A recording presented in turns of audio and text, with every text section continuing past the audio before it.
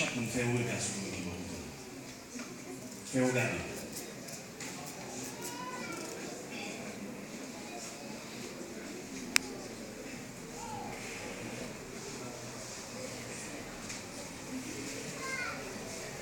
Regardez le monde qui va vous la saluer dans le nom de Jésus-Christ de Nazareth.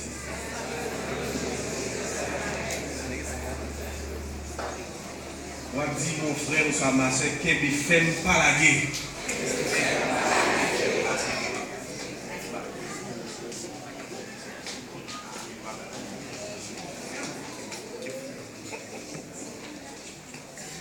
Et m'a demandé avec ici, s'il vous plaît,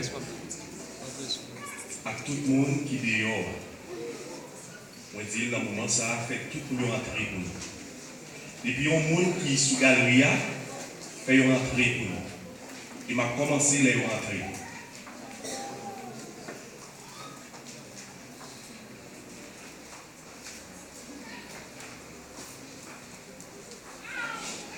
Je vais ici pour le travail pour moi, s'il vous plaît. Dans l'école là, il y a des gens qui sont dans l'école là, faites venir pour nous, s'il vous plaît.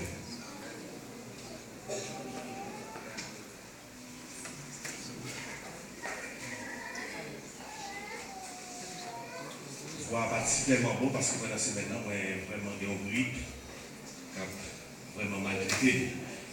Mais on sait que nous connaît, ni grippe, ça n'est pas capable de constituer comme principal blocage pour apporter le message de la parole de Dieu. Grippe fini, m'a campé, m'a prêché le message. Seulement, si nous voulons gagner, par exemple, on va pas tellement faire pour Dieu, on va excuser nous pour ça, parce que nous déjà avertis que les voix n'ont pas fini tout bon. Ici, ça finit, ça va? Ok. L'école là, pas de monde derrière?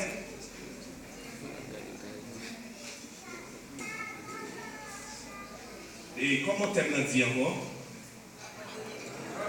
S'il vous plaît. Comment l'église là, comment t'aimes aller? N'abandonnez pas. Combien de messages vous avez là déjà? 3 messages. Ça c'est le dernier message que nous. Ok. Ça c'est le dernier message. Je n'ai sur n'abandonnez pas. Ok, merci beaucoup. Bien-aimés dans le Seigneur, je vous invite à ouvrir votre Bible avec moi dans la lettre adressée au peuple de Colosse, le premier chapitre. Nous allons lire les versets 21 jusqu'au 23e verset. Colossiens, chapitre 1er, verset 21 jusqu'au 23e verset.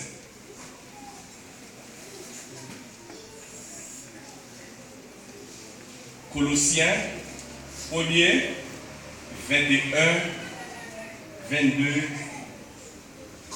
à 23e verset. Est-ce que vous l'avez avec moi? Dans les mains, attendez, assemblée, s'il vous plaît. 1, 2, 3, 4.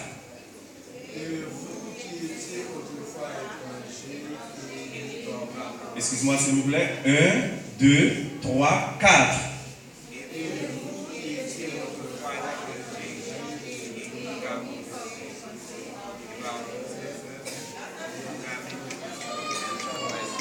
Colossiens 1er, verset 21. On faut y camper s'il vous plaît. On faut y camper. Vous avez l'impression que c'est ça. On faut y camper. Colossiens 1er, verset 21 pour y venir dans verset 23. 1, 2, non. N'a pas d'auditoire à camper pour nous s'il vous plaît. 1, 2, 3, 4.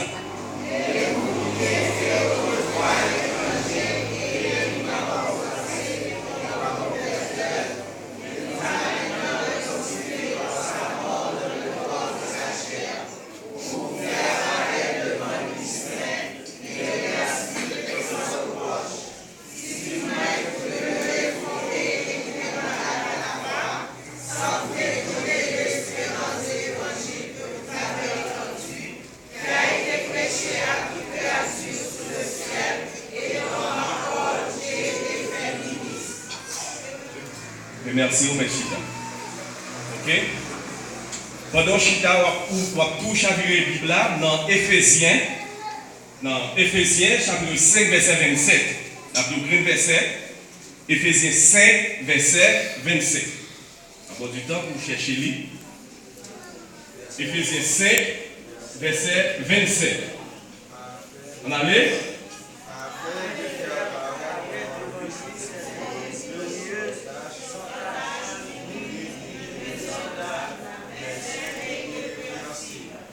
Le prendre encore s'il vous plaît.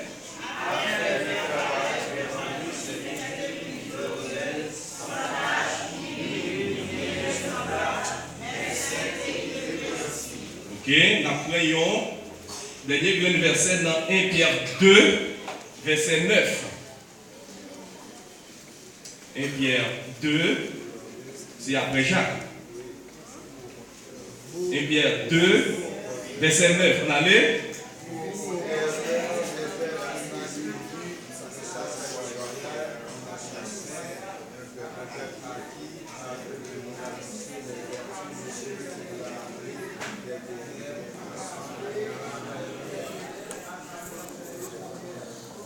Ok, nous avons le verset 9 là encore, s'il vous plaît.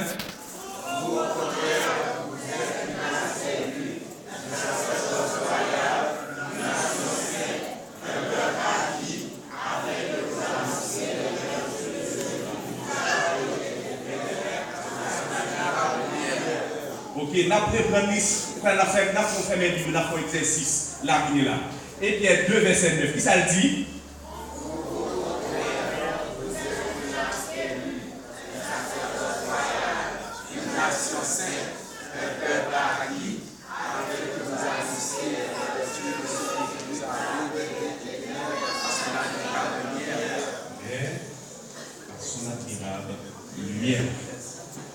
Le thème de ce mois, c'est n'abandonnez pas.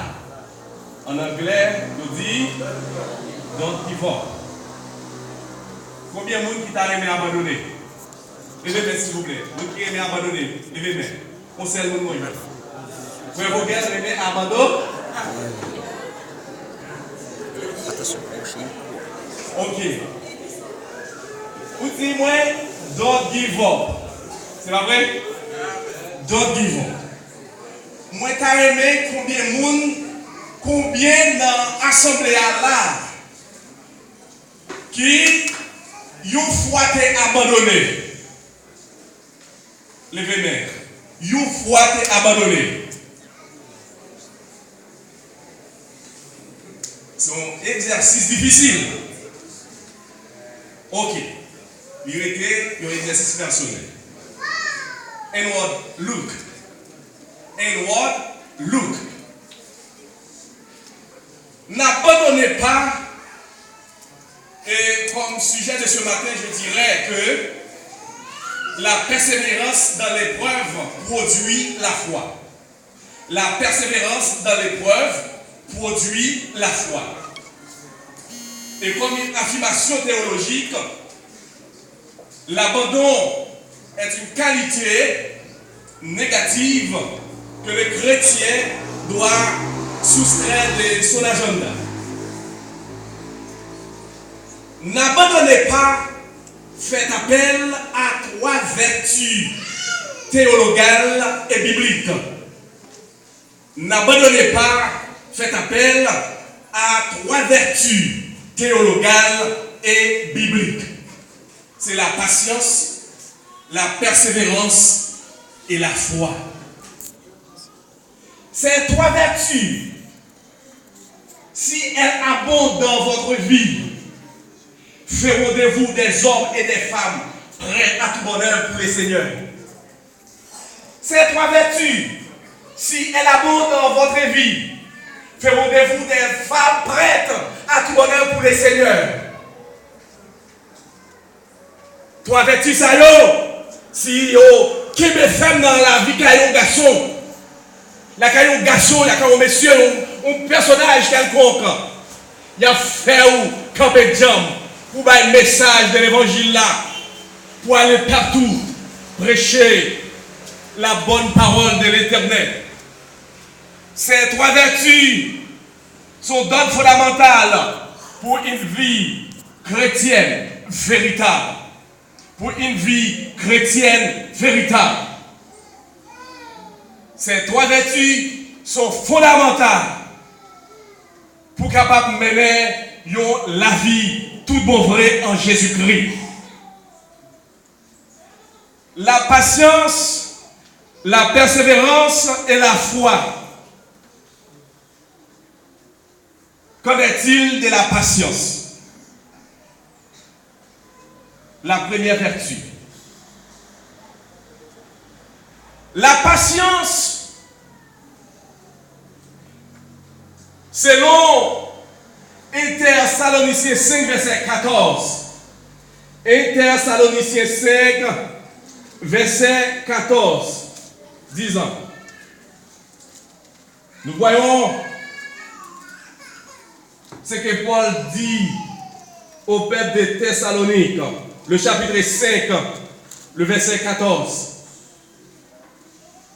Nous vous encourageons, frères, avertissez les indisciplinés, réconfortez ceux qui sont abattus, soutenez les faibles, soyez patients envers tous. 1 Thessaloniciens 5, le verset 14. Nous vous y encourageons, frères. Avertissez les indisciplinés. À l'église de Corinthe, il y a quelques situations qui ont traversé cette église. Mais Paul, le leader, lui voyait une lettre de recommandation et d'avertissement. Et en même temps, une lettre de réconfort à l'église. Il dit, c'est pour le leader dans l'église, à tout le monde qui a simé des ordres à l'intérieur de cette église. Qui ça Paul dit? Paul dit très clair, c'est pour le leader de l'église là, avertir le monde ça yo. Il n'est pas fini pour dire, réconforter ceux qui sont abattus. En plus, monde qui plonge dans le découragement. En plus, monde qui est incertain. Et Paul lui dit, c'est pour l'idée de l'église là, réconforter monde ça yo. Il allait plus loin pour le dire, soutenez les faibles à l'intérieur de cette église. Et soyez patients envers tous. Travail là, il est difficile. Mais Paul a comme vertu la patience. Et Paul dit avec l'église, c'est pour patient. C'est pour patient parce que le travail là, il est difficile. Le travail là, il n'est pas facile. La patience, en tant que vertu théologale et biblique, dans l'Ancien Testament, selon le livre de la Genèse, le chapitre 16, nous trouvons que la femme d'Abraham, en l'occurrence Sarah, ne pouvait pas s'attendre à la promesse, la grande promesse que Dieu lui avait faite. Eh bien, étant donné que bon Dieu était parlé avec Abraham, il dit Abraham, moi viens papa, une grande nation. Sarah commençait en âge. Abraham commençait en âge. Yo ouais, promesse de nation pas capable de venir. Et Sarah, pour qu'écoute, lui dit avec Abraham, attendez bien, Abraham, étant donné la promesse, grande nation longtemps, promesse ça, moi, elle pas capable de venir, commencer bien grand monde, pas faire 6 monde encore. Eh bien, moi, j'ai 50 moyens, ou pas de problème, pour mettre à le prendre. Et c'est pour ça, Abraham qui te recevoir la promesse, ils mettent tête ensemble, ils fait Agar. Et c'était la loi de l'époque, il faut le dire. Abraham allait vivre avec Agar. Et ils ont fini gagner un petit garçon. Et petit garçon ça, il relève Ismaël. Au fur et à mesure que le petit garçon ça a grandi dans la famille là, la jalousie lui portait aller Sarah. Eh bien, Sarah baille Agar mauvaise vie, mauvais gens. Agar, parti d'y aller. Bien aimé, Sarah, n'est pas capable d'entendre la promesse de Dieu. Sarah, elle était patient. Sarah, c'est une monde qui devait faire avec la patience. Parce que, il dit, non, c'est pas possible. C'est pas possible parce que, moi, je ne peux pas faire ça. Mais on sait pas qu'elle m'a dit. Les gens qui ferment là, ils connaissent les cheveux dans la tête, nous. Ils connaissent toute partie qui est dans nous. On n'est pas jamais échappé. La paix mondiale. Vous êtes capable de certain de la vie. Vous êtes capable de parler espoir de la vie. Mais on sait pas qu'elle m'a dit. Bon Dieu, sous chez nous là. Bon Dieu, dans la route là, ensemble avec vous. Mais tout simplement, soyez donc patient avec Dieu. Si on a accompli promesse par, c'est par la promesse de l'Éternel, c'est affaire par Dieu. Combien de monde dans la vie ça qui a des blocages? Il y a des blocages sociaux, économiques, mais il y a aussi des blocages spirituels. Et ma Dieu, à soir, matin, dans laisse-la parler. Dans le silence là, bon Dieu a suivi. La paix mondiale avec l'église.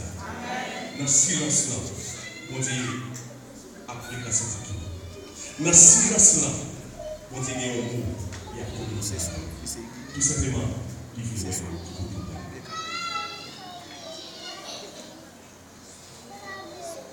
Deuxièmement, la seconde vertu, c'est la persévérance. La persévérance. La persévérance ne s'oppose pas à la patience.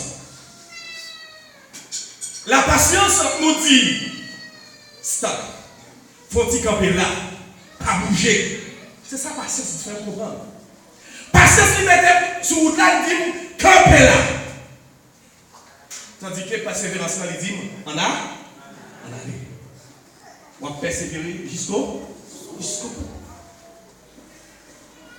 Mais il y a un bagage, souvent, vous entendez que vous l'avez dit, n'a fait effort pour être capable de sauver. Permettez-moi de vous dire, à l'instant même, cette expression effort ou j'effort, ça n'a pas existé dans le langage biblique. J'effort, il n'a pas existé dans le langage biblique. Sous plan linguistique, j'effort veut dire que c'est au monde qui a essayé. C'est au monde, par exemple, qui est au monde d'un côté, qui a dit, mon cher, on allait. Mais mon nom lui-même, l'a fait douillette, il voulait camper là. Mais quand il n'y a pas parole, la Bible dit, mais ça qui est ça.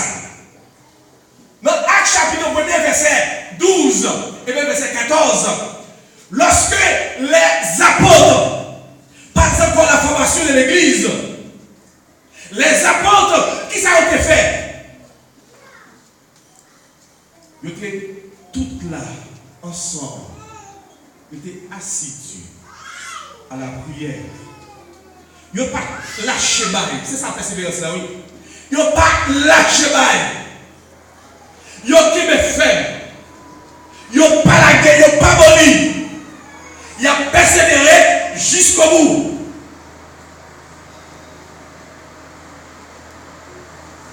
Et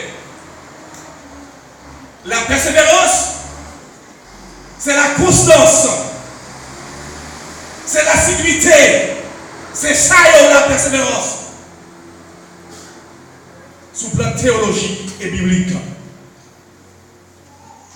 Mais jamais, pour dire, la Bible a dit nous, on fait effort pour nous capables d'hériter le royaume des cieux. Dites-le pas. Maintenant, vous avez besoin de mettre en position pour comprendre que vous Dieu demande peuple pour persévérer. Dans Actes des Apôtres, le chapitre 2, verset 42, côté Pierre, fit camper à Jérusalem, prenez la parole devant un full monde. Et après, monde converti, les diasporas juifs et étrangers convertis au christianisme. Et finalement, M. Sayo, les diasporas ont été arrêtés à Jérusalem, à 2 verset 42. Ils ont persévéré dans l'enseignement des apôtres. Ils persévéraient dans l'enseignement des apôtres.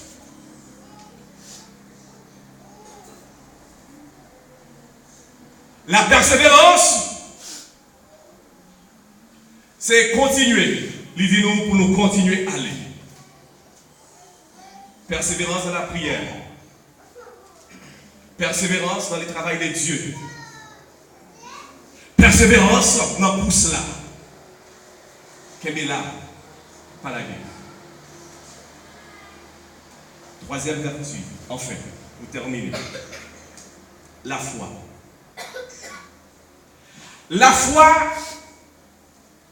selon Hébreux, le chapitre 11, verset 1er. Que dit la Bible? Hein?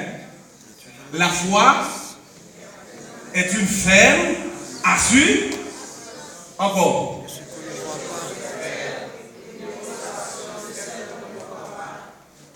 Une démonstration de celle qu'on ne voit pas. Qui ça la foi y est? Eh bien, Hébreu dit, la foi est une ferme assurance. Mais maintenant, pour quelqu'un capable de gagner la foi, et texte ça n'est pas fini, il dit comme ça, c'est une démonstration de celle qu'on ne voit. Ça veut dire que je n'ai pas besoin de voir Jésus-Christ camper en chair dans nos devants, mais le fait que moi-même camper ma vie, c'est que moi vois Jésus-Christ, pas la foi. Ouais, Jésus-Christ, pas la foi. C'est la foi qui permet que moi-même, moi, rester ferme dans la persévérance. Et c'est la foi qui met là, quand nous est là. C'est la foi qui permet d'accepter la parole de Dieu. Et c'est la foi qui va moi. Mais, dans Romains chapitre 10, verset 17, il dit la foi vient de ce que l'on entend. Et ce que l'on entend vient de la parole de Dieu. Donc, pour quelqu'un capable de la foi, tout simplement, mettez-vous en contact avec la parole de Dieu qui est la Bible. Ça veut dire que je ne peux pas capable de la foi sans que je ne pas lire la parole de Dieu. C'est ça le dire. Et m'a dit, la foi ne peut pas arrêter comme s'il est statique. La foi vient grandir, il est dynamique. La foi dynamique. La vie chrétienne là, ce n'est pas une vie monter, descendre qu'elle est, mais c'est une ligne droite qu'elle est.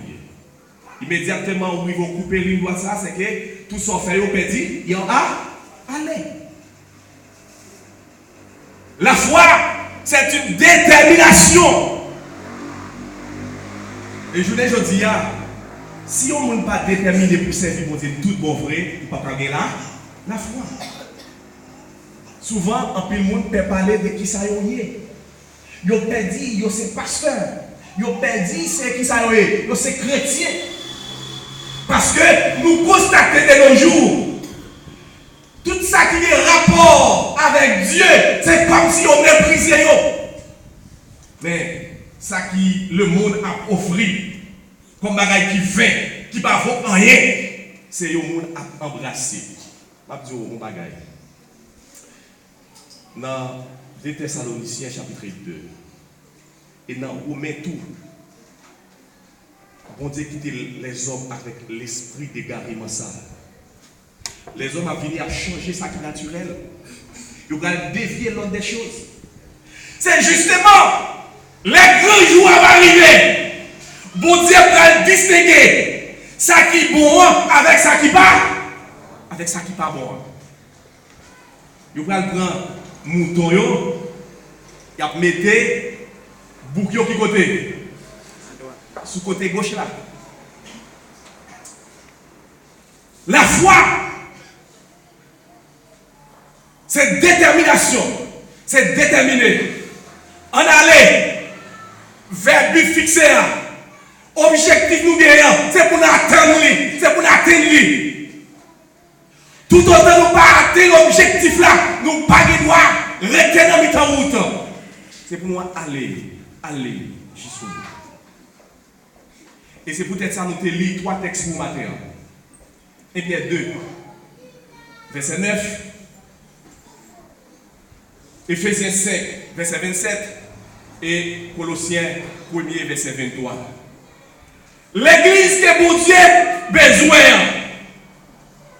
l'église que mon Dieu a vu chercher, c'est une église qui n'est pas comparée avec le monde. C'est une église qui n'est pas comparée avec ça qui a fait dans le monde, mais c'est une église sainte, c'est une église sans tache. C'est l'église belle, c'est l'église propre. C'est où l'église, les hommes, le pouvoir politique n'a pas de pouvoir sur elle. C'est où l'église, côté qui va mêler les affaires monde. C'est où l'église, les dit oui c'est oui, les dit non c'est non. Mais c'est pas une église qui gagne dans le cas qui ça. Car on fait. Donc, ils ont qu'à faire ou pas qu'à parler. Ou pas qu'à dénoncer et m'abdou leur vient.